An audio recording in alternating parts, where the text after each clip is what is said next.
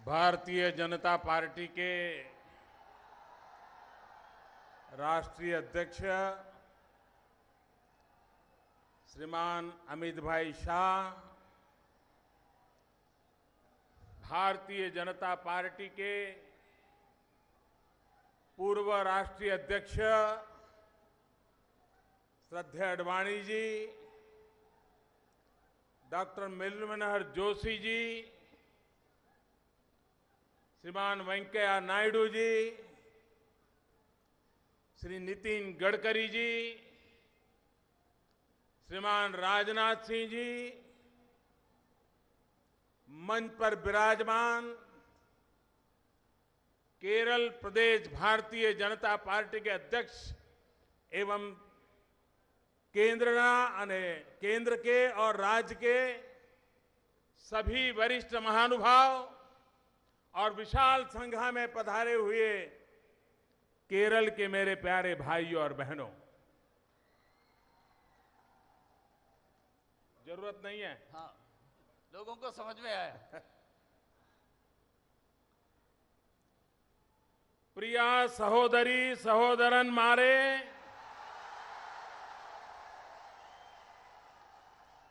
एल्लावरक्कुम नमस्कारम।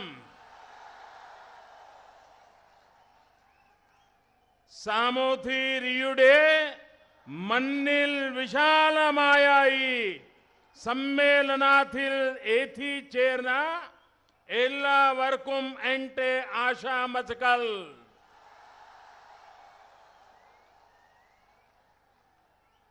पाजा सिराजा विंटेयुम कुंज लिमर्कारंडेयम नट्टिल निंगले नेरिल कानान एथी चेरान साधी चाधिल आदि आया संतोष मुंड।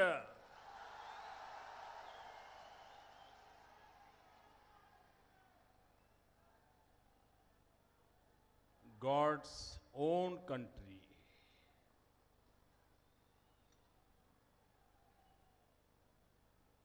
केरल का स्मरण मात्र से मन में एक गॉड्स ओन कंट्री के रूप में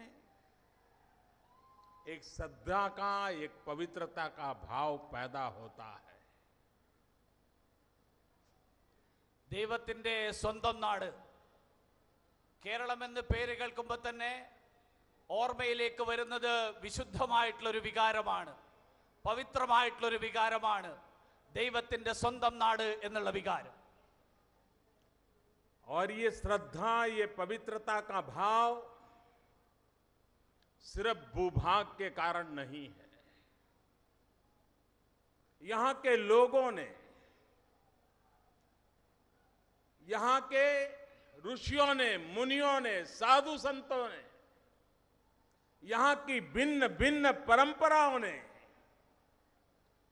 जिन उच्च आदर्शों, मूल्यों, सादगी, परिश्रम जन जन के अंदर संस्कारित किया है, उसी का परिणाम है कि आज पूरे देश में जहां कहीं भी केरल का व्यक्ति है, हर कोई उसको आदर भाव से देखता है।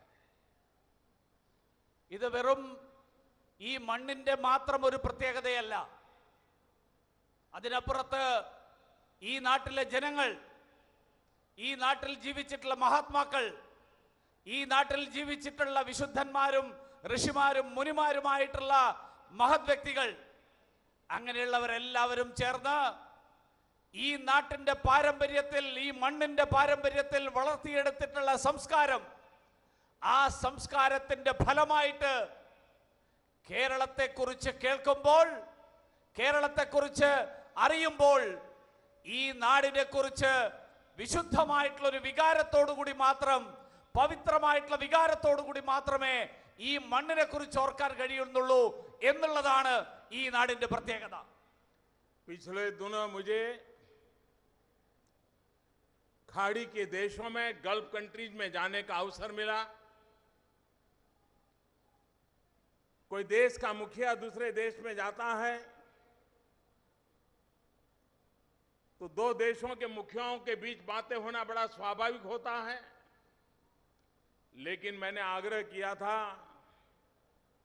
कि सरकारी तौर पर जो बातें होगी सो होगी, लेकिन मैं इस इलाके में मेरे देश के लोग जो आकर के बसे हैं, पसीना बहाते हैं, और जिसमें ज्यादातर केरल के लोग हैं, मैं उनको मिलना चाहूंगा, उनके दर्शन करना चाहूंगा। ഈ അടുത്ത കാലത്ത് ഞാൻ ഗൾഫ് രാജ്യങ്ങളിൽ പര്യടനം നടത്തിയിരുന്നു.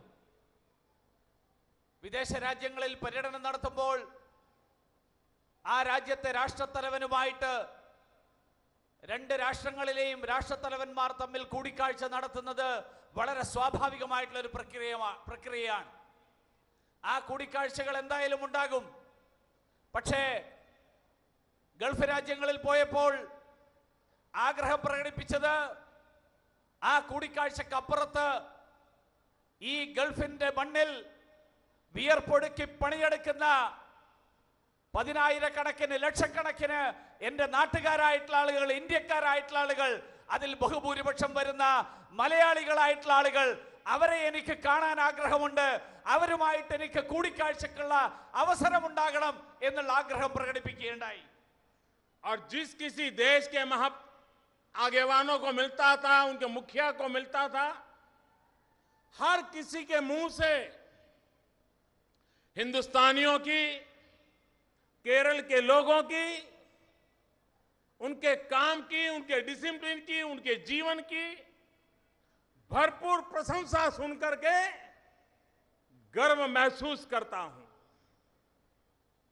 അങ്ങനെ രാഷ്ട്രത്തലവന്മാരായിട്ടുള്ള ആളുകളെ നേരിട്ട് കാണാനുള്ള അവസരങ്ങൾ ലഭിച്ചപ്പോഴൊക്കെ തന്നെ അവരുടെ വാക്കുകളിൽ നിന്ന് ഇന്ത്യക്കാരായിട്ടുള്ള ആളുകള്, മലയാളികളായിട്ടുള്ള ആളുകള് അവരുടെ അധ്വാനശീലത്തെക്കുറിച്ച്, അവരുടെ പ്രവർത്തനങ്ങളെക്കുറിച്ച്, അതിനെക്കുറിച്ചൊക്കെ അവർ നടത്തുന്ന പ്രശംസ കേട്ട് സ്വയം എനിക്ക് അഭിമാനം തോന്നാറുണ്ട്.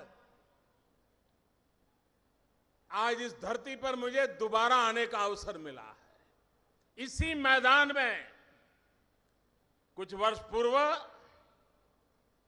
मुझे एक पॉलिटिकल रैली को संबोधित करने का सौभाग्य मिला था. लेकिन उस दिन में और आज दिन के नजरिए में मैं इतना फर्क देख रहा हूं. हेलीपैड से लेकर के यहां तक पूरे रास्ते भर ह्यूमन चेन नहीं, मैंने ह्यूमन वॉल देखा और उत्साह से भरा हुआ लोगों का जमघट देखा. ഈ ഭൂമിയിൽ വീണ്ടും ഒരിക്കൽ കൂടി വരാനുള്ള ഒരു അവസരമാണ് എനിക്ക് ലഭിച്ചിട്ടുള്ളത്. ഏതാനും വർഷങ്ങൾക്ക് മുമ്പേ ഇതേ ഭൂമിയിൽ, ഈ കേരളത്തിൽ എനിക്ക് ഇതേപോലെയുള്ള ഒരു വിശാലമായിട്ടുള്ള ഒരു രാഷ്ട്രീയ സമ്മേളനത്തെ അഭിസംബോധന ചെയ്യാനുള്ള അവസരം ലഭിക്കുകയുണ്ടായി. അന്ന് ഞാൻ കണ്ട കാഴ്ചയും ഇന്നത്തെ കാഴ്ചയും തമ്മിൽ വളരെ വലിയൊരു വ്യത്യാസം എനിക്ക് അനുഭവപ്പെട്ടു. ഇന്ന് ഹെലിപാഡ് മുതൽ ഇവിടെ എത്തുന്നത് വരെയുള്ള വഴി, ആ വഴിയിലുടനീളം കേവലം മനുഷ്യർ ഒരുമിച്ച് നിന്ന് ചങ്ങല തീർക്കുകയായിരുന്നില്ല, ഒരു മനുഷ്യ ഭിത്തിയാണ് ഞാൻ ഇന്ന് ഈ ഹെലിപാഡ് മുതൽ ഇവിടെ വരെയുള്ള ഈ പ്രദേശത്ത് മുഴുവൻ കണ്ടത്. आज से 50 साल पहले पंडित दीनदयाल उपाध्याय जी का अध्यक्ष के नाते दायित्व यहां तय हुआ था. उन्होंने कार्यभार संभाला था. 50 साल पहले के अखबार निकाल करके देखिए. मैं नहीं जानता हूं अखबार के किसी कोने में भारतीय जनसंघ के उस कार्यक्रम की कोई खबर छपी होगी कि नहीं छपी होगी. भारतीय जनसंघ के किसी नेता की तस्वीर छपी होगी या नहीं छपी होगी.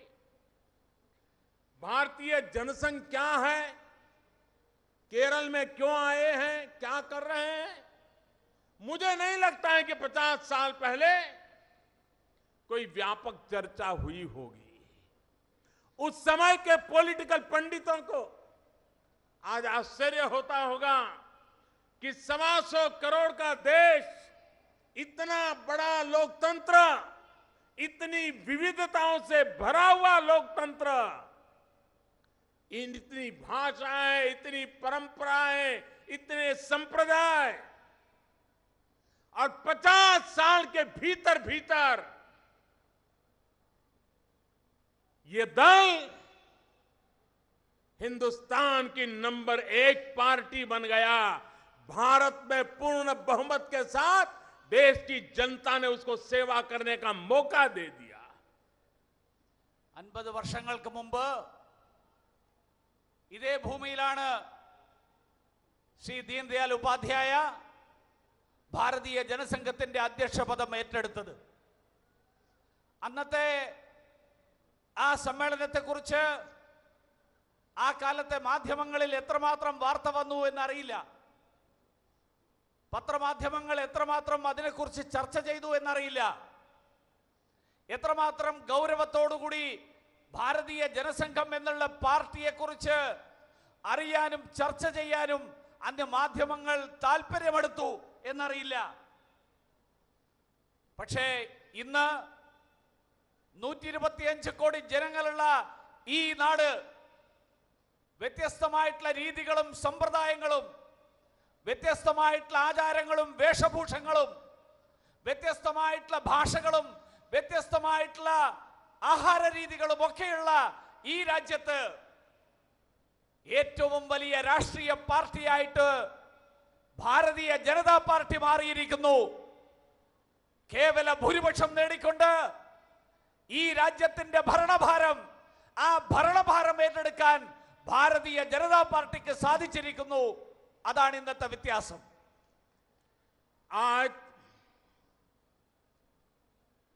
हम उस पूर्व संध्या पर मिल रहे हैं जब कल से हिंदुस्तान राजनीतिक चिंतन के एक मनीषी पंडित दीनदयाल उपाध्याय जी की जन्मशती मनाने जा रहा है. നമ്മൾ ഈ രാജ്യം മുഴുവൻ ചർച്ച ചെയ്യാൻ പോകുന്ന ഏറ്റവും ഉന്നതനായിട്ടുള്ള രാഷ്ട്രീയ ചിന്തകൻ, അങ്ങനെയുള്ള ഉൾക്കാഴ്ചയുണ്ടായിരുന്ന ഒരു വ്യക്തിയുടെ അദ്ദേഹത്തിന്റെ ജന്മശതാബ്ദി ആഘോഷിക്കുന്നതിന്റെ പൂർവ്വസായാഹ്നത്തിലാണ് നമ്മൾ ഇവിടെ ഒരുമിച്ച് വന്നിരിക്കുന്നത്. पिछली शताब्दी में भारत के राजनीतिक जीवन को 3 महापुरुषों के चिंतन ने प्रभावित किया. जिस विचार प्रभाव से चलने वाले राजनीतिक कार्यकर्ता आज भी हिंदुस्तान की राजनीति में अपना योगदान दे रहे हैं, सबसे ऊपर है महात्मा गांधी, पंडित दीनदयाल उपाध्याय, राम मनोहर लोहिया. गांधी, दीनदयाल, लोहिया, ये पिछली शताब्दी के 3 महान विचारक जिनके चिंतन का प्रभाव आज के हिंदुस्तान की राजनीति पर कहीं न कहीं नजर आता है. കഴിഞ്ഞ നൂറ്റാണ്ട് ഈ രാജ്യത്ത് 3 മഹാവ്യക്തിത്വങ്ങൾ, ആ 3 മഹാവ്യക്തിത്വങ്ങളുടെ ആശയങ്ങളുടെ, അവരുടെ രാഷ്ട്രീയ ചിന്തകളുടെ, ആ ചിന്തകളുടെ അടിസ്ഥാനത്തിൽ രൂപപ്പെടുത്തിയെടുത്ത രാഷ്ട്രീയ പാർട്ടികളുടെ പ്രവർത്തകരുടെ, അവരുടെയൊക്കെ പരിശ്രമങ്ങളുടെ ചരിത്രമാണ്. ആദ്യത്തെ പേര് സ്വാഭാവികമായും ശ്രീ മഹാത്മാഗാന്ധിയുടെ പേര്, രണ്ടാമത്തെ പേര് പണ്ഡിറ്റ് ദീൻദയാൽ ഉപാധ്യായയുടെ പേര്, പിന്നീടുള്ള പേര് ശ്രീ രാം മനോഹർ ലോഹ്യയുടെ പേര്. ഗാന്ധിജിയുടെയും ദീനദയാൽജിയുടെയും ലോഹ്യാജിയുടെയും ആശയങ്ങൾ, ആ ആശയങ്ങളിൽ നിന്ന് പ്രേരണ ഉൾക്കൊണ്ടുകൊണ്ട് ആ ആശയങ്ങളുടെ അടിസ്ഥാനത്തിൽ രൂപം കൊണ്ട രാഷ്ട്രീയ പാർട്ടികൾ, ആ രാഷ്ട്രീയ പാർട്ടികളുടെ പ്രവർത്തനങ്ങൾ, ആ പ്രവർത്തനങ്ങളാണ് ഈ നാടിന്റെ കഴിഞ്ഞ ഒരു നൂറ്റാണ്ടിന്റെ രാഷ്ട്രീയ ചരിത്രം. जब एनडीए की लोकसभा के चुने हुए सदस्यों ने मुझे अपने नेता के रूप में चुना, और संसद के सेंट्रल हॉल में नेता के रूप में जब मेरा पहला भाषण हुआ तब मैंने कहा था, हमारी यह सरकार गरीबों को समर्पित है। ये विचार, ये भाव महात्मा गांधी और पंडित दीनदयाल उपाध्याय जी के चिंतन में से प्राप्त हुए हैं, प्रेरणा में से प्राप्त हुए हैं। अंत्योदय की दीनदयाल जी की कल्पना में से हमने हमारी सरकार के कार्यकलाप को रेखांकित करने का प्रयास किया है। ദേശീയ ജനാധിപത്യ സഖ്യത്തിന്റെ അംഗങ്ങൾ എല്ലാവരും കൂടി ചേർന്ന് പാർലമെന്റിന്റെ സെൻട്രൽ ഹാളിൽ നേതാവായി എന്നെ തെരഞ്ഞെടുത്തപ്പോൾ അവരെ അഭിസംബോധന ചെയ്തുകൊണ്ട് നടത്തിയ പ്രസംഗത്തിൽ ഒരു കാര്യം സൂചിപ്പിച്ചിരുന്നു. പാവപ്പെട്ടവർക്ക് വേണ്ടി സമർപ്പിക്കപ്പെട്ട ഒരു സർക്കാരായിരിക്കും ഈ വരാൻ പോകുന്ന സർക്കാർ. ദീൻദയാൽജി മുന്നോട്ട് വെച്ച അന്ത്യോദയം എന്നുള്ള ആശയം ഈ നാട്ടിലെ, ഈ സമൂഹത്തിലെ ഏറ്റവും അവസാനത്തെ വ്യക്തിയുടെ ഉയർച്ചയ്ക്ക് വേണ്ടിയിട്ടുള്ള പദ്ധതികൾ, ആ പദ്ധതികൾ ആവിഷ്കരിക്കുക എന്നുള്ള ആശയം, ആ ആശയം നടപ്പിലാക്കുന്നതിന്റെ വിവിധ ഘട്ടങ്ങളാണ്, അതിനു വേണ്ടിയിട്ടുള്ള പരിശ്രമങ്ങളാൽ രേഖപ്പെടുത്തിയിട്ടുള്ളതാണ് ഈ സർക്കാരിന്റെ 2.5 വർഷക്കാലത്തെ ചരിത്രം.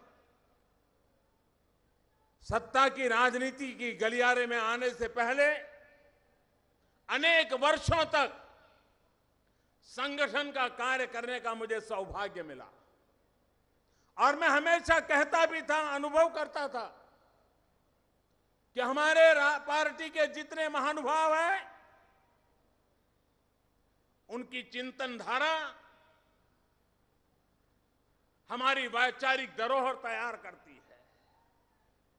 लेकिन साथ साथ केरल के भारतीय जनसंघ के और केरल के भारतीय जनता पार्टी के सैकड़ों कार्यकर्ताओं ने गत दशकों में जो बलिदान दिए हैं, हजारों कार्यकर्ताओं ने जो यातनाएं झेली हैं, लाखों कार्यकर्ताओं ने, सामने कुछ नजर नहीं आता था, सत्ता दूर दूर तक दिखती नहीं थी। आज भी केरल के कार्यकर्ताओं को सत्ता का सौभाग्य नहीं मिला है, उसके बावजूद भी वे डटे रहे, वे जूझते रहे, विचार के लिए बलिदान होते रहे। ऐसे केरल के कार्यकर्ता सदा सर्वदा हिंदुस्तान के लाखों कार्यकर्ताओं की प्रेरणा रहे हैं। അധികാരത്തിന്റെ ഇടനാഴികളിൽ എത്തുന്നതിന് മുൻപ് വർഷങ്ങളോളം സംഘടനാ പ്രവർത്തനം നടത്തിയ അനുഭവത്തിന്റെ അടിസ്ഥാനത്തിൽ, ആ അനുഭവത്തിന്റെ പാരമ്പര്യം, ആ കാലഘട്ടങ്ങളിൽ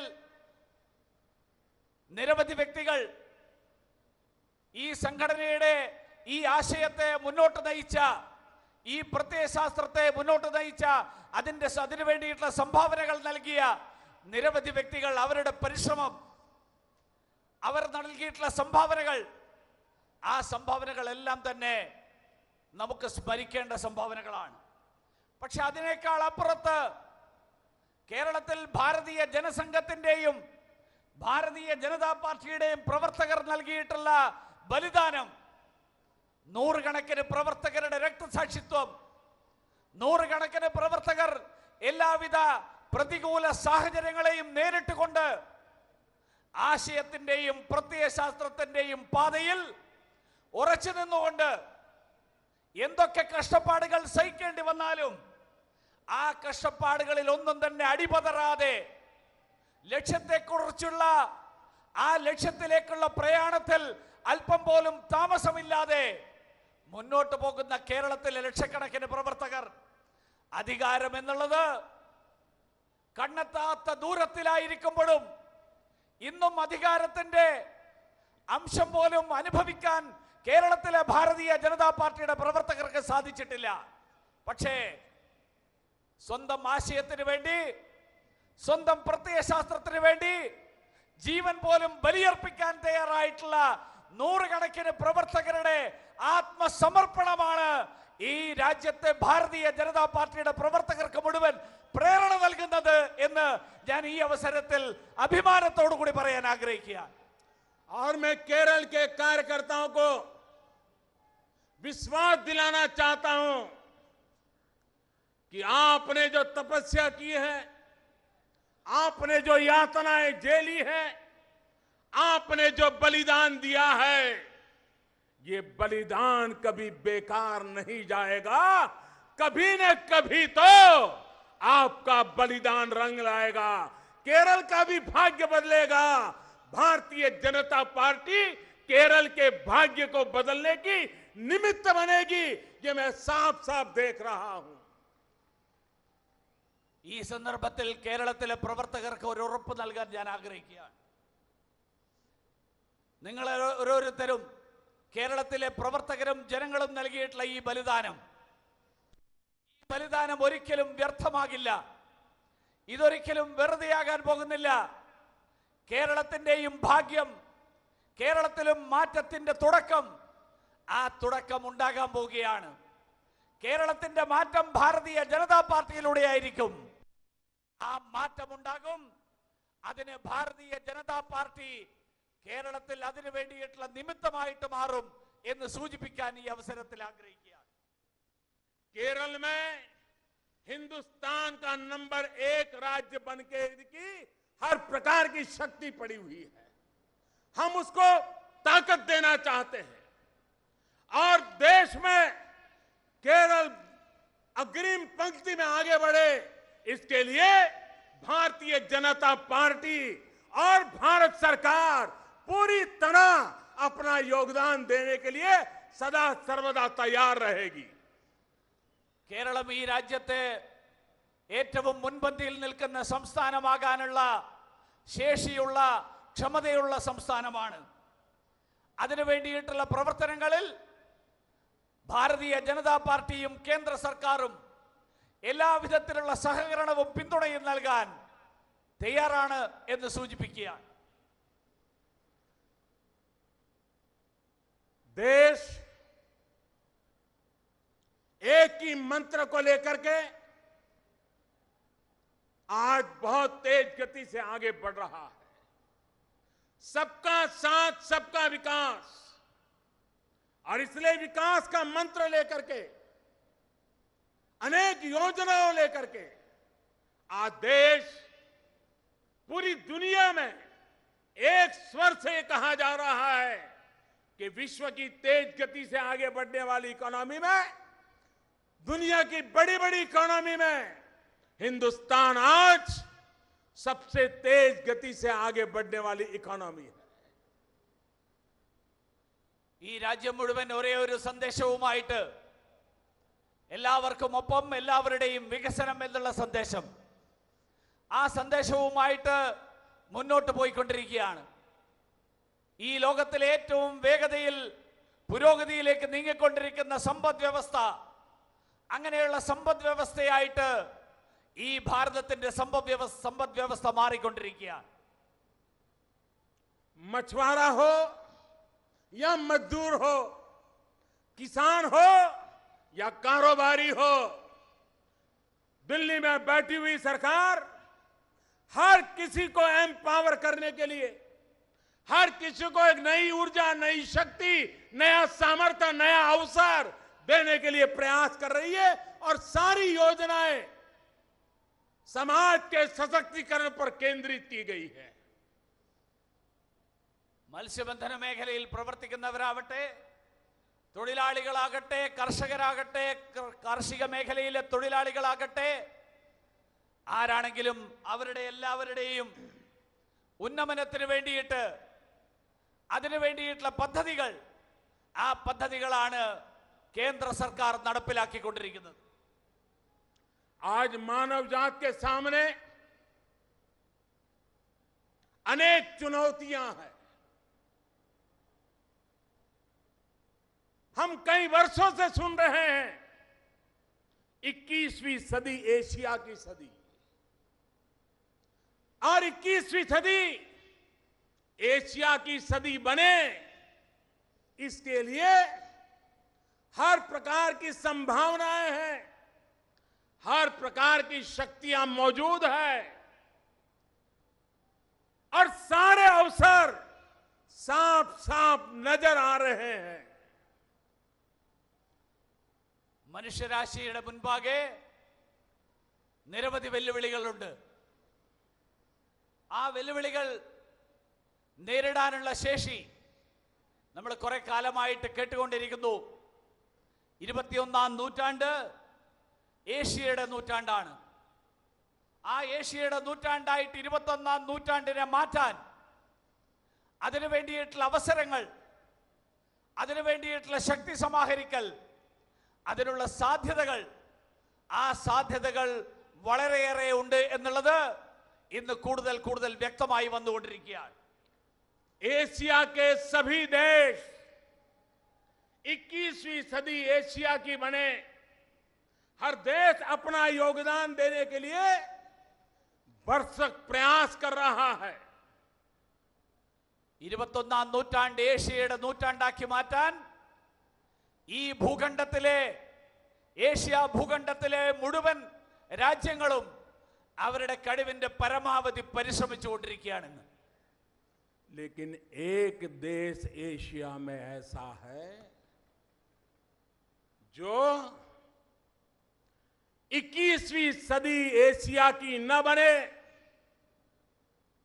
पूरा एशिया रक्त रंजित हो, पूरा एशिया आतंकवाद की चपेट में आ जाए, खून खराबा हो, निर्दोष लोग मौत के घाट उतार दिए जाए, उसके षड्यंत्र करने में पूरी तरह लगा हुआ है.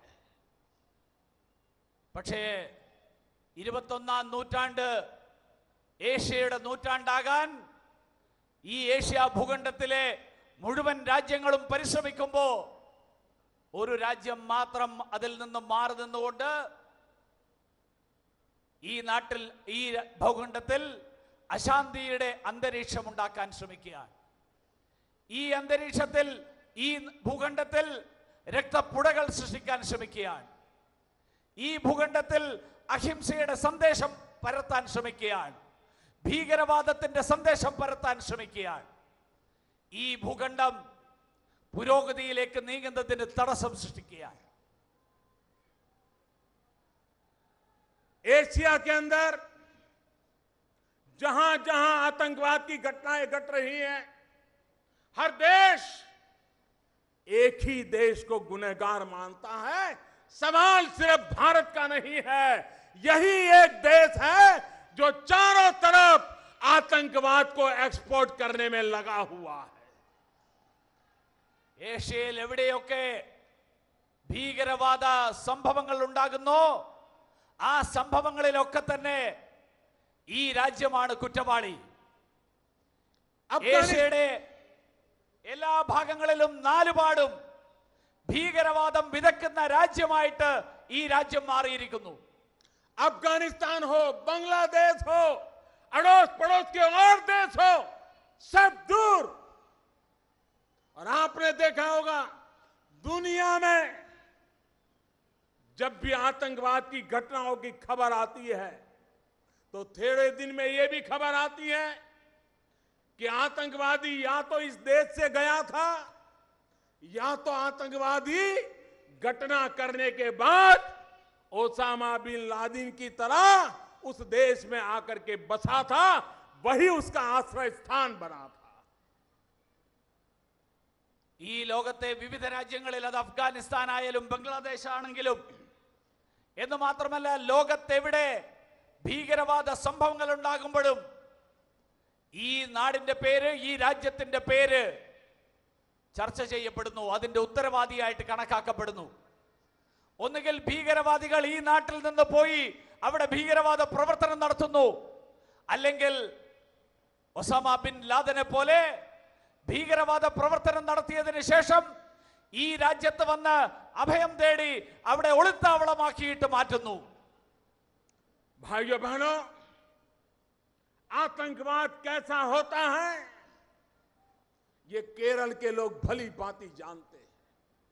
हमारी केरल की बेटियों को आतंकवादी उठा करके ले गए थे नर्सिंग का काम करने के लिए, मानवता की सेवा करने के लिए। खाड़ी के देशों में हमारी केरल की बेटियां सेवा भाव से काम कर रही थी, आतंकवादी उठा करके ले गए। पूरा हिंदुस्तान बेचैन हो गया था, हमारी बेटियों को हम बचा पाएंगे कि नहीं बचा पाएंगे, उनके जीवन का क्या होगा, वो जिंदा बचेगी कि नहीं बचेगी, उनके मां बाप को हम क्या जवाब दे पाएंगे। चारों तरफ चिंता का माहौल था। लेकिन पूरा केरल, उसने देखा कि दिल्ली में बैठी हुई सरकार इतनी चौकन्नी थी, भरसक प्रयास किया, डिप्लोमेटिक प्रयास किया और मेरी केरल की उन बेटियों को सही सलामत उनके घर तक हमने पहुंचा दिया. കേരളത്തിലെ ജനങ്ങൾക്ക് ഈ രാജ്യത്തിന്റെ പ്രവർത്തനങ്ങളുടെ ദുരന്തം അനുഭവിക്കേണ്ടി വന്നിട്ടുള്ള ജനതയാണ്.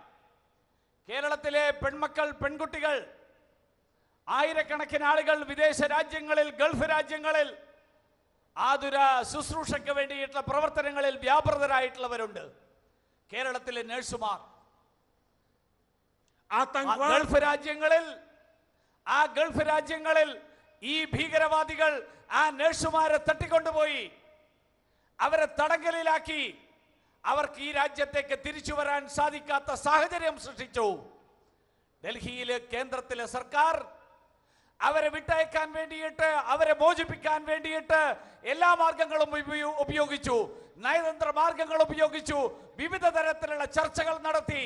ആ ചർച്ചകളുടെയൊക്കെ ഫലമായിട്ട് അവർക്കാർക്കും ഒരു പോറൽ പോലും ഏൽക്കാതെ അവരെ സുരക്ഷിതമായി തിരിച്ചു കൊണ്ടുവന്ന് അവരുടെ മാതാപിതാക്കളുടെ കൈകളിലെത്തിക്കാൻ ഭാരതീയ ജനതാ പാർട്ടിയുടെ നേതൃത്വത്തിലുള്ള കേന്ദ്രത്തിലെ സർക്കാരിന് സാധിച്ചു. आतंकवाद ये मानवता का दुश्मन है.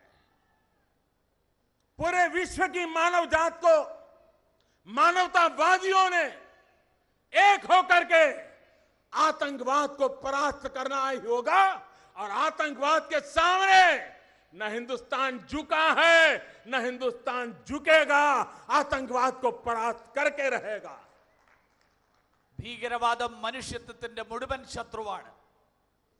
ഭീകരവാദത്തിന് മുന്നിൽ ഒരു വിട്ടുവീഴ്ചയും ചെയ്യാൻ ഭാരതം തയ്യാറല്ല. ഭാരതം അതിന്റെ മുന്നിൽ മുട്ടുമടക്കുന്ന പ്രശ്നമില്ല, മുട്ടുമടക്കില്ല, മുട്ടുമടക്കാൻ ഉദ്ദേശിക്കുന്നില്ല. भाइयों बहनों, इन दिनों पूरे देश में एक आक्रोश का माहौल है.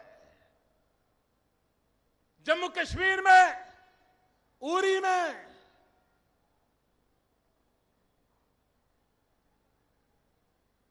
हमारे पड़ोसी देश ने जो एक्सपोर्ट किए हुए टेररिस्टों ने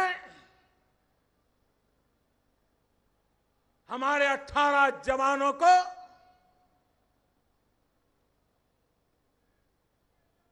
बलिदान होना पड़ा.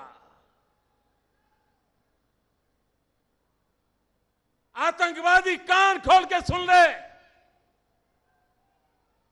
यह देश इस बात को कभी भूलने वाला नहीं है. രാജ്യം മുഴുവൻ ആശങ്കയുടെ, അസ്വസ്ഥതയുടെ ഒരു സാഹചര്യത്തിലാണിന്ന്. ജമ്മു കാശ്മീരിലെ ഉറിയിൽ നമ്മുടെ അയൽ രാജ്യം, ആ അയൽ രാജ്യത്തിന്റെ സംരക്ഷണത്തോടുകൂടി, പിന്തുണയോടുകൂടി എത്തിയ ഭീകരവാദികൾ സൈനിക ക്യാമ്പ് ആക്രമിച്ച് 18 സൈനികരെ കൊലപ്പെടുത്തി. ഒരു കാര്യം അവർ ഓർമ്മിക്കണം, ഇതിന് ഒരു കാരണവശാലും ഭാരതം ഇതൊരിക്കലും മറക്കാൻ പോകുന്നില്ല. ഇതിനെ അതിൻ്റെതായിട്ടുള്ള രീതിയിൽ ഇതിന് മറുപടി പറയാൻ ഭാരതം എന്നും തയ്യാറായിരിക്കും. मेरे प्यारे भाइयों बहनों, पिछले कुछ महीनों में 17 बार ये पड़ोसी देश ने जो टेररिस्ट एक्सपोर्ट किए थे, 17 बार अलग अलग गुट, कभी 4 की संख्या में, कभी 6 की संख्या में, सीमा पार करके इन फिदायिन हमलावरों ने इसको तहस नहस देश को करने का प्रयास किया। लेकिन हमारी सेना, जाबाज सेना ने पिछले कुछ ही महीनों में इन 17 प्रयासों को विफल किया। लाइन ऑफ कंट्रोल के पास ही इन फिदायिन हमलावरों को मौत के घाट उतार दिया। पिछले कई वर्षों में इतने कम समय में सबसे ज्यादा 110 से भी ज्यादा आतंकवादियों को हमारी सेना के जवानों ने मौत के घाट उतार दिया।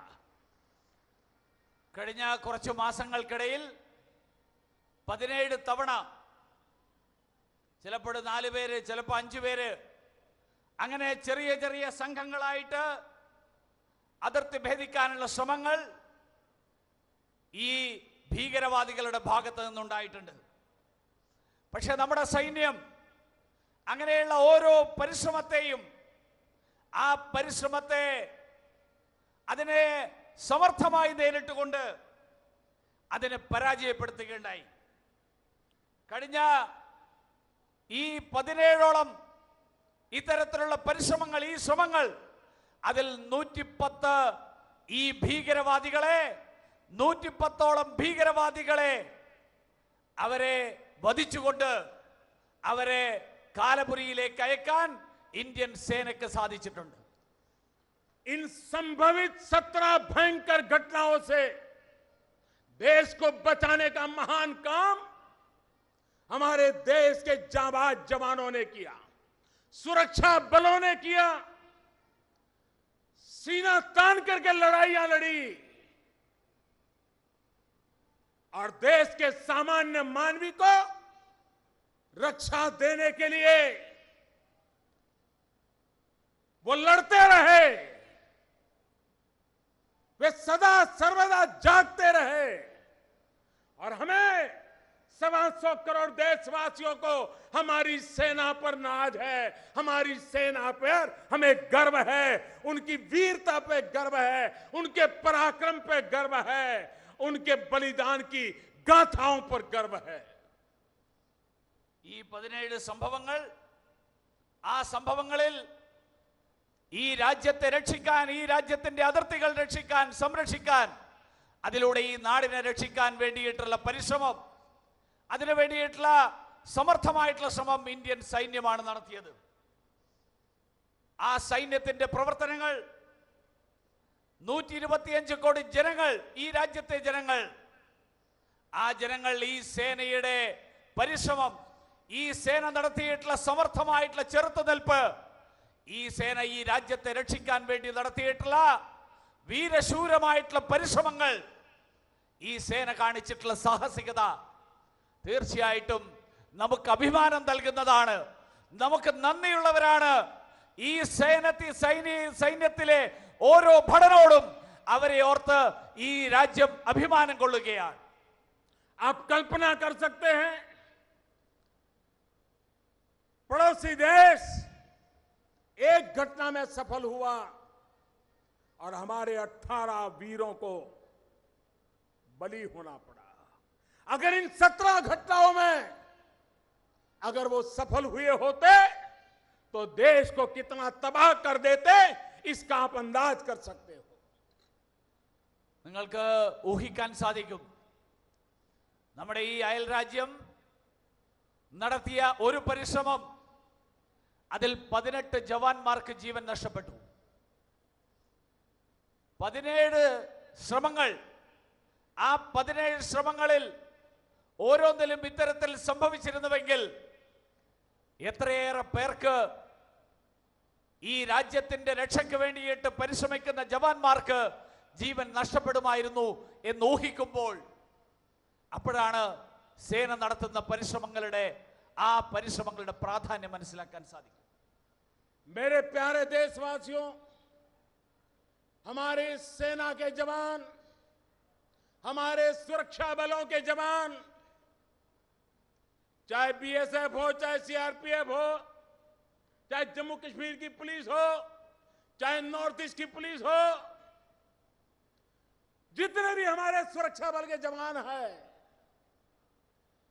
वो इस लड़ाई को जीतते चले गए हैं.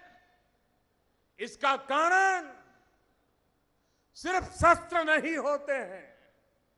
जवानों के लिए शस्त्र तो एक खिलौना होता है, लेकिन जवानों की शक्ति देश का मनोबल होता है. आज हिंदुस्तान का मनोबल सबसे ऊंचा है, सबसे बुलंद हौसला है, और देश के लिए, देश के जवानों के लिए, भारत के 125 करोड़ देशवासियों का ये मनोबल, यही हमारी ताकत है और यही हमारे सैन्य का सामर्थ्य है. പ്രിയപ്പെട്ട നാട്ടുകാരെ, സേന നടത്തിയിട്ടുള്ള ഈ പരിശ്രമങ്ങൾ അത് BSF ആണെങ്കിലും CRPF ആണെങ്കിലും ജമ്മു കാശ്മീരിലെയോ വടക്ക് കിഴക്കൻ സംസ്ഥാനങ്ങളിലെയോ പോലീസ് സംവിധാനമാണെങ്കിലും അവർക്കെല്ലാവർക്കും തന്നെ ഇത്രയും സമർത്ഥമായിട്ടുള്ള രീതിയിൽ, ഇത്രയും ഫലപ്രദമായിട്ടുള്ള രീതിയിൽ ഈ ഭീകരവാദികളെ നേരിടാൻ സാധിച്ചിട്ടുള്ളത് അവരുടെ ആയുധങ്ങളുടെ ബലം കൊണ്ട് മാത്രമല്ല. ആയുധങ്ങൾ ജവാന്മാരെ സംബന്ധിച്ചിടത്തോളം കളിപ്പാട്ടങ്ങളാണ്. അവർക്ക് ശക്തി നൽകുന്നത് ആയുധങ്ങൾ മാത്രമല്ല, ഈ നാട്ടിലെ ജനങ്ങളുടെ മനസ്സിന്റെ പിന്തുണയാണ്. ഇന്ന് ഈ നാട്ടിലെ ജനങ്ങളുടെ മനസ്സിന്റെ പിന്തുണ, ആ മനസ്സിന്റെ ശക്തി ഏറ്റവും ഉയർന്ന രൂപത്തിൽ ഈ നാട്ടിലെ ജവാന്മാരോടൊപ്പമാണ്. ആ മനഃശക്തിയാണ് ഈ രാജ്യത്തിന്റെ അതിർത്തികൾ കാക്കുന്ന നമ്മുടെ പ്രിയപ്പെട്ട ജവാന്മാർക്ക് വിദേശ ശക്തികളുടെ ആക്രമണങ്ങളെ, അതിക്രമങ്ങളെ സമർത്ഥമായിട്ട് നേരിടാൻ അവർക്ക് പ്രേരണ നൽകുന്നത്. पड़ोस के देश के नेता, उनके हुक्मरान कहा करते थे 1000 साल लड़ेंगे, काल के भीतर कहां खो गए कहीं नजर नहीं आते. ഈ അയൽ രാജ്യത്തിന്റെ ചില നേതാക്കന്മാർ പറയുമായിരുന്നു, ഞങ്ങൾ 1000 വർഷത്തെ യുദ്ധം ചെയ്യാൻ തയ്യാറാണ്. എവിടെ പോയി അവരുടെ യുദ്ധവീര്യം? അവരുടെ പരാക്രമം മുഴുവൻ ഈ കാലത്തിന്റെ ചവറ്റുകൊട്ടയിലേക്ക് വലിച്ചെറിയപ്പെട്ടിരിക്കുകയല്ലേ? और आज के हुक्मरान आतंकवादियों के आकाओं के लिखे हुए भाषण पढ़ करके कश्मीर के गीत गा रहे हैं. ഇപ്പോൾ അവിടുത്തെ നേതാവ് ഭീകരവാദികൾ എഴുതിയ പ്രസംഗം വായിച്ച് കാശ്മീരിന്റെ പാട്ടുകൾ പാടുകയാണ്. मैं आज यहां से सीधा सीधा पाकिस्तान की आवाम से बात करना चाहता हूं. उन हुक्मरानों से जो आतंकवादियों के आकाओं के लिखे हुए भाषण पढ़ते हैं, दुनिया को उनसे कोई अपेक्षा नहीं है, लेकिन मैं आज यहां से पाकिस्तान की आवाम से बात करना चाहता हूं. ഞാൻ ഇവിടെ നിന്ന് നേരിട്ട് പാകിസ്ഥാൻ ജനതയോട് സംസാരിക്കാൻ ആഗ്രഹിക്കുകയാണ്. ഭീകരവാദികളുടെ പ്രസംഗം വായിക്കുന്ന ആളുകളെ കുറിച്ച് കൂടുതലൊന്നും പറയേണ്ടതില്ല. അവരെ കുറിച്ച് ലോകത്തിന് അറിയാം. അതുകൊണ്ട് ഞാൻ അതിനെക്കുറിച്ച് പറയുന്നില്ല. പകരം പാകിസ്ഥാനിലെ ജനതയോട് സംസാരിക്കാൻ ആഗ്രഹിക്കുക. मैं पाकिस्तान की आवाम को याद दिलाना चाहता हूं कि 1947 के पहले आपके पूर्वज भी इसी संयुक्त हिंदुस्तान की धरती को प्रणाम करते थे, इसी को अपनी मिट्टी मानते थे और उस हिसाब से आपके उन पूर्वजों की याद दिलाते हुए मैं आज आपसे कुछ बातें कहना चाहता हूं. അവരോട് പറയാൻ ആഗ്രഹിക്കുകയാണ് പാകിസ്ഥാനിലെ ജനതയോട് 1947 മുൻപ് നിങ്ങളുടെ പൂർവികർ അന്ന് ഒരുമിച്ച് നിന്നിരുന്ന വിഭജനത്തിന് മുൻപുള്ള ഈ നാടിനെ പ്രണമിച്ചുകൊണ്ടാണ് നിങ്ങളുടെ പൂർവികർ ജീവിച്ചിരുന്നത്. ആ ജനതയോട് ഞാൻ സംസാരിക്കാൻ ആഗ്രഹിക്കുക. पाकिस्तान की अवाम अपने हुक्मरानों को जरा पूछे कि पीओके तो आपके पास है, आप उसको भी संभाल नहीं पाते. कभी पश्चिम बंगाल, पूर्वी पाकिस्तान जो आज का बांग्लादेश, वो भी आपके पास था, उसको भी संभाल नहीं पाए. आप सिंध को संभाल नहीं पा रहे हो, आप गिलगिट को नहीं संभाल पा रहे हो, आप पख्तूनिस को नहीं संभाल नहीं पा रहे हो, आप बलूचिस्तान को नहीं संभाल पा रहे हो. ये तो आपके पास है, आपका शासन है, आप इसको भी नहीं संभाल पाए हो. और आपको कश्मीर की बातें करके ये आपको गुमराह कर रहे हैं. आप पाकिस्तान की आवाम अपने नेताओं को जरा पूछे कि जो घर में है उनको तो ढंग से संभाल करके दिखाओ. പാകിസ്ഥാനിലെ ജനങ്ങളോട് ചോദിക്കാൻ ആഗ്രഹിക്കുകയാണ്, പറയാൻ ആഗ്രഹിക്കുകയാണ്. കാശ്മീരിലെ പാക് അധീന കാശ്മീർ, ആ പാക് അധീന കാശ്മീർ നിങ്ങളുടെ നിയന്ത്രണത്തിലല്ലേ? അവിടെ കാര്യങ്ങൾ നേരായ രീതിയിൽ കൊണ്ടുപോകാൻ നിങ്ങൾക്ക് എന്തുകൊണ്ട് സാധിക്കുന്നില്ല? ബംഗ്ലാദേശ് നിങ്ങളുടെ കൈവശമായിരുന്നില്ലേ അന്നത്തെ കിഴക്കൻ പാകിസ്ഥാൻ? അവിടെ കാര്യങ്ങൾ നേരായ രീതിയിൽ എന്തുകൊണ്ട് കൊണ്ടുപോകാൻ സാധിച്ചില്ല? സിന്ധ് നിങ്ങളുടെ ഭാഗമല്ലേ? അവിടെ എന്തുകൊണ്ട് കാര്യങ്ങൾ മുന്നോട്ട് കൊണ്ടുപോകാൻ സാധിക്കുന്നില്ല? ഗിൽഗിത് നിങ്ങളുടെ ഭാഗമല്ലേ? എന്തുകൊണ്ട് അത് മുന്നോട്ട് പോകാൻ സാധിക്കുന്നില്ല? പഖ്തൂണിസ്ഥാൻ നിങ്ങളുടെ ഭാഗമല്ലേ? എന്തുകൊണ്ട് അവിടെ മുന്നോട്ട് കൊണ്ടുപോകാൻ സാധിക്കുന്നില്ല? ബലൂചിസ്ഥാൻ നിങ്ങളുടെ ഭാഗമല്ലേ? അവിടെ കാര്യങ്ങൾ നേരായ രീതിയിൽ കൊണ്ടുപോകാൻ നിങ്ങൾക്ക് എന്തുകൊണ്ട് സാധിക്കുന്നില്ല? പാകിസ്ഥാനിലെ ജനങ്ങളെ, അവിടുത്തെ നേതൃത്വം കാശ്മീരിന്റെ പേര് പറഞ്ഞുകൊണ്ട് ജനങ്ങളെ വിഡ്ഢികളാക്കാൻ, ജനങ്ങളുടെ കണ്ണിൽ പൊടിയിടാൻ വേണ്ടിയിട്ടുള്ള ശ്രമങ്ങളാണ് നടത്തുന്നത്. അതുകൊണ്ട് പാകിസ്ഥാനിലെ ജനങ്ങളോട്, ആ ജനതയോട് ചോദിക്കാൻ ആഗ്രഹിക്കുകയാണ്. നിങ്ങളുടെ നേതാക്കന്മാരോട് ചോദിക്കണം. നമ്മുടെ കൈവശമുള്ള പ്രദേശങ്ങൾ പോലും, ആ പ്രദേശങ്ങൾ പോലും നേരായ രീതിയിൽ കൊണ്ടുപോകാൻ സാധിക്കാത്ത നിങ്ങൾ കാശ്മീരിന്റെ പേര് പറഞ്ഞ് ഞങ്ങൾ വിഡ്ഢികളാക്കുകയല്ലേ? पाकिस्तान की आवाम अपने हुक्मरानों को जरा पूछे कि दोनों देश एक साथ आजाद हुए, क्या कारण है कि हिंदुस्तान दुनिया में सॉफ्टवेयर एक्सपोर्ट करता है और आपके हुक्मरान टेररिस्टों को एक्सपोर्ट करते हैं? क्या कारण है? പാകിസ്ഥാനിലെ ജനത അവരോട് പറയാൻ ആഗ്രഹിക്കുകയാണ്. നിങ്ങളുടെ നേതാക്കന്മാരോട് ചോദിക്കണം. നമ്മൾ ഈ രണ്ട് രാജ്യങ്ങളും ഒരേ കാലത്ത്, ഒരേ സമയത്ത് സ്വാതന്ത്ര്യം നേടിയ രാജ്യങ്ങളാണ്. എന്തുകൊണ്ട് ഇന്ത്യ വിവര സാങ്കേതിക വിദ്യയുടെ മേഖലയിൽ, IT മേഖലയിൽ ഇന്ത്യ കയറ്റുമതി നടത്തുന്നു, വിവര സാങ്കേതിക വിദ്യ കയറ്റുമതി നടത്തുന്നു. പാകിസ്ഥാൻ ഭീകരവാദികളെ കയറ്റുമതി നടത്തുന്നു. എന്തുകൊണ്ട് ഇത് സംഭവിക്കുന്നു എന്ന് നിങ്ങളുടെ നേതാക്കന്മാരോട് ചോദിക്കണം.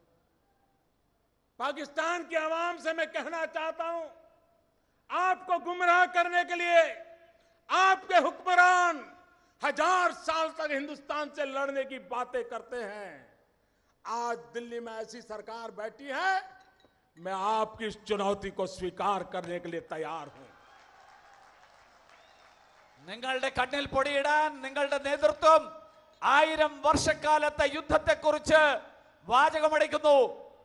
ഡൽഹിയിൽ കേന്ദ്രത്തിലെ സർക്കാർ ഈ വെല്ലുവിളി ഏറ്റെടുക്കാൻ തയ്യാറാണ്. पाकिस्तान की अवाम, मैं आपको कहना चाहता हूं, हिंदुस्तान आपसे लड़ाई लड़ने को तैयार है। आओ आओ, हिम्मत हो, आओ हिम्मत हो तो लड़ाई उस बात की लड़े। आइए हम गरीबी को खत्म करने का काम करें, आप अपने देश में गरीबी को खत्म करने का काम करें, हम दोनों लड़ाई लड़े। देखते हैं सबसे पहले अपने देश की गरीबी कौन खत्म करता है। आओ, पाकिस्तान की आवाम इसको पसंद करेगी। പാകിസ്ഥാനിലെ ജനതയോട് പറയാൻ ആഗ്രഹിക്കുന്നു, നമുക്കൊരുമിച്ച് ഈ യുദ്ധത്തിലേക്ക് നീങ്ങാം. ഈ രണ്ട് രാജ്യങ്ങളിലെയും ദാരിദ്ര്യം ഇല്ലാതാക്കാൻ വേണ്ടിയിട്ടുള്ള യുദ്ധം, അതിനു വേണ്ടിയിട്ടുള്ള പരിശ്രമത്തിൽ, ആ യുദ്ധത്തിൽ ആരാണ് മുന്നോട്ട് വരിക, ആരാണ് മുന്നിലെത്തുക, ആരാണ് അതിൽ വിജയിക്കുക എന്നുള്ള കാര്യത്തിൽ നമുക്കൊരു പരിശ്രമം നടത്താം എന്ന് പാകിസ്ഥാനിലെ ജനങ്ങളോട് ഞാൻ പറയാൻ ആഗ്രഹിക്കുക. पाकिस्तान के नौजवान, आओ लड़ाई लड़े। पहले हिंदुस्तान बेरोजगारी खत्म करता है कि पहले पाकिस्तान बेरोजगारी खत्म करता है। आओ बेरोजगारी को खत्म करने की लड़ाई लड़े और देखें पहले कौन जीतता है। പാകിസ്ഥാനിലെ ചെറുപ്പക്കാരോട് പറയാൻ ആഗ്രഹിക്കുകയാണ്, തൊഴിലില്ലായ്മക്കെതിരായിട്ടുള്ള യുദ്ധം, ആ യുദ്ധത്തിന് നമുക്ക് തുടക്കമിടാം. പാകിസ്ഥാനിലെ തൊഴിലില്ലായ്മ ഇല്ലാതാക്കാൻ ആദ്യം കഴിയുമോ, ഇന്ത്യയിലെ തൊഴിലില്ലായ്മ ഇല്ലാതാക്കാൻ ആദ്യം കഴിയുമോ എന്നുള്ളതിൽ നമുക്കൊരു ശ്രമം നടത്താം. ആദ്യം തൊഴിലില്ലായ്മ ഇല്ലാതാക്കാൻ വേണ്ടിയിട്ടുള്ള യുദ്ധം നമുക്ക് നടത്താം. मैं पाकिस्तान के उन छोटे छोटे बालकों से बात करना चाहता हूं, आइए हम अशिक्षा के खिलाफ लड़ाई लड़े। पाकिस्तान भी अशिक्षा को खत्म करने के लिए लड़ाई लड़े, हिंदुस्तान भी अशिक्षा को खत्म करने के लिए लड़ाई लड़े और देखे पहले हिंदुस्तान जीतता है कि पहले पाकिस्तान जीतता है। പാകിസ്ഥാനിലെ ചെറിയ കുട്ടികൾ, അവിടുത്തെ ബാലികാ ബാലന്മാരോട് പറയാൻ ആഗ്രഹിക്കുകയാണ്, നമുക്ക് നമ്മുടെ നാടുകളിലെ വിദ്യാഭ്യാസ മേഖലയിലെ പിന്നോക്കാവസ്ഥ പരിഹരിക്കാൻ, അതിനു വേണ്ടിയിട്ടുള്ള പോരാട്ടം, അതിനു വേണ്ടിയിട്ടുള്ള യുദ്ധം, ആ യുദ്ധത്തിന് തുടക്കമിടാം. ആദ്യം പാകിസ്ഥാനാണോ ഈ മേഖലയിൽ മുന്നോട്ടെത്തുക, അതോ ഈ രാജ്യം ഇന്ത്യയാണോ ഈ മേഖലയിൽ വിജയിക്കുക എന്നുള്ളത് നമുക്കൊരു യുദ്ധത്തിന്, അതിനു വേണ്ടിയിട്ടുള്ള യുദ്ധത്തിന് തുടക്കമിടാം. हिंदुस्तान में भी नवजात शिशु मरते हैं, प्रसूता माताएं मरती हैं। पाकिस्तान में भी नवजात शिशु मरते हैं, प्रसूता माताएं मरती हैं। आओ लड़ाई लड़े, नवजात शिशुओं को बचाने की, प्रसूता माताओं को बचाने की। आप बचा करके दिखाओ, हम बचा करके दिखाएं, देखे कौन जीतता है। നവജാത ശിശുക്കളുടെ മരണം, പ്രസവത്തിന് ശേഷമുള്ള അമ്മമാരുടെ മരണം, ഇതിലൊക്കെ പാകിസ്ഥാനും ഇന്ത്യയും ഈ മേഖലയിൽ നമുക്കൊരു യുദ്ധത്തിന് വേണ്ടിയിട്ട്, അതിനു വേണ്ടിയിട്ടുള്ള ശ്രമം നടത്താം. ഈ രണ്ട് രാജ്യങ്ങളിൽ എവിടെയാണ് ഈ മേഖലയിൽ നമുക്ക് മുന്നേറ്റം കൈവരിക്കാൻ സാധിക്കുക എന്നുള്ളത് നമുക്കൊന്ന് പരിശ്രമിച്ചു നോക്കാം. और पाकिस्तान के हुक्मरान सुन ले, हमारे 18 जवानों का बलिदान बेकार नहीं जाएगा। പാകിസ്ഥാനിലെ നേതൃത്വം മനസ്സിലാക്കണം, നമ്മുടെ 18 ജവാന്മാരുടെ ജീവത്യാഗം, ആ ജീവത്യാഗം വ്യർത്ഥമാകില്ല. भारत सफल रहा है पूरे दुनिया में आपको अलग थलग करने के लिए, और हम उसको तेज करेंगे और पूरे विश्व में आपको अकेला रहने के लिए हम मजबूर करके रहेंगे. അതിനു വേണ്ടിയിട്ട് പാകിസ്ഥാന്റെ ഈ ശ്രമങ്ങളുടെ അത് തുറന്നു കാണിക്കാൻ വേണ്ടിയിട്ടുള്ള എല്ലാ ശ്രമങ്ങളും, ഈ ലോകത്തിന്റെ മുന്നിൽ അത് മുഴുവൻ വ്യക്തമാക്കാൻ വേണ്ടിയിട്ടുള്ള എല്ലാ ശ്രമങ്ങളും ഇന്ത്യയുടെ ഭാഗത്ത് നിന്നുണ്ടാകും. वो दिन दूर नहीं होगा जब पाकिस्तान की आवाम पाकिस्तान के हुक्मरानों के खिलाफ, आतंकवाद के खिलाफ लड़ाई लड़ने के लिए मैदान में आएगी. പാകിസ്ഥാനിലെ ജനത അവിടുത്തെ നേതൃത്വത്തിനെതിരായിട്ട്, ഭീകരവാദത്തിന് എതിരായിട്ട്, അതിനു വേണ്ടിയിട്ടുള്ള പോരാട്ടത്തിൽ പങ്കാളികളാകുന്ന ദിവസം, ആ ദിവസം അധികം വിദൂരമല്ല എന്ന് ഓർമ്മിപ്പിക്കുകയാണ്. मेरे प्यारे देशवासियों, हमारे देश का भविष्य शांति, एकता, सद्भावना से जुड़ा हुआ है. देश का जवान तब जीतता है जब हम कंधे से कंधे मिलाकर के खड़े रहते हैं, एक स्वर से बोलते हैं, एक ही संकल्प को लेकर के चलते हैं। आज 125 करोड़ देशवासी उस देशभक्ति के ज्वार से भरे हुए हैं। आज 125 करोड़ देशवासी भारत की आन बान शान के लिए हर कीमत देने के लिए तैयार बैठे हैं।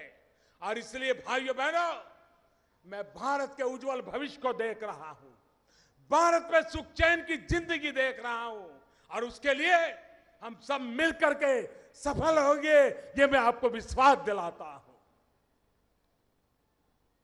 ഈ ഭാരതം ശാന്തിയുടെയും ഏകതയുടെയും സദ്ഭാവനയുടെയും നാടാണ്. ഭാരതത്തിലെ ജവാന്മാർ തോളോട് തോൾ ചേർന്നുകൊണ്ട് ഈ നാട്ടിലെ 125 കോടി ജനങ്ങൾ ആ ജനങ്ങളുടെ ദേശഭക്തിയാൽ പ്രേരിതമായിട്ടുള്ള അങ്ങനെയുള്ള ഒരു സാഹചര്യത്തെയാണ് പ്രതീക്ഷിക്കുന്നത്. ഈ നാടിന്റെ ഉയർച്ചയ്ക്ക് വേണ്ടി, ഈ നാടിന്റെ ഉജ്ജ്വലമായിട്ടുള്ള ഭാവി, ആ ഭാവി രചിക്കാനായിട്ട് അതിനു വേണ്ടിയിട്ടുള്ള പരിശ്രമങ്ങൾ, ആ പരിശ്രമങ്ങളെയാണ് ഈ നാട് പ്രതീക്ഷിക്കുന്നത്. मेरे प्यारे देशवासियों, पंडित दीनदयाल उपाध्याय जन्म शताब्दी वर्ष को हमने गरीब कल्याण वर्ष के रूप में मनाना तय किया है।